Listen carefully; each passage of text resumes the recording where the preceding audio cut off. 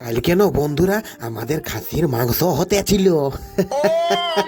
তা আমাকে ফোন করলো অশোক ভাইয়া, বলছে এনুনু জলদি করে আয়, পেঁয়াজ গিলা ছুলতে হবে। বন্ধুরা পার্টি হলে আমাকে ডাকেই ডাকে। তো দেখো আমরা না 15-16 জন ছিলি। এখন আমি দেখো আইসে থাপসা গাইতে বসে গেলি গাইস। আর পেঁয়াজ গিলা বলি ভালো করে ছুলিয়ে দিব। 5 থেকে 6 কিলো খাসির মাংস ছিল। তা রান্নাটা অশোক ভাইয়া করবে। হেভি সুন্দর রান্ধে খাসির মাংস, পাঁঠার মাংস, পোলট্রি মাংস, দেশি মাংস।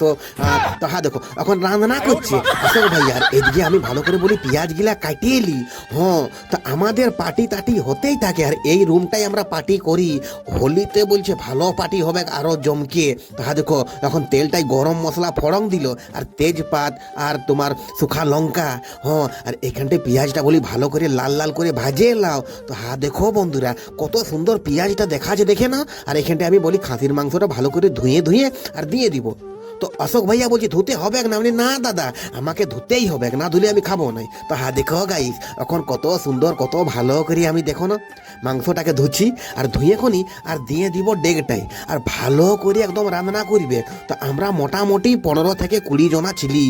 তখন বাকি ছেলেগুলো সব এদিকে ওদিকে ঘুরতে গেলছে।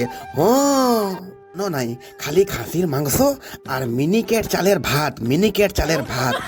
বন্ধুরা দেখো খাসির মাংস তখন আমি ডেগটাই দিয়ে দিলি, পেঁয়াজটা হয়ে গেছিল। তার দেখো এখন অশোক ভাইয়া এখন ভালো করে সুন্দর করে গাইস রাঁধবে। তো হলুদ দিয়ে বলছে ভালো করে আগে ভাজবো, তারপরে আদা রসুন জিরা টিরা ধনিয়া টনিয়া গোলকি টলকি সব দিবে। তো প্রথমে দিয়ে দিল হলুদ, আর আমি একটুকু চলে গেছিলি জল খাতে। তো দেখো গাইস আমাদের একদম রান্না একদম স্পেশাল হয়ে গেছে। এই বেটি খাওয়া দাওয়া খাইয়ে তা আসছে বন্ধুরা, বাই বাই।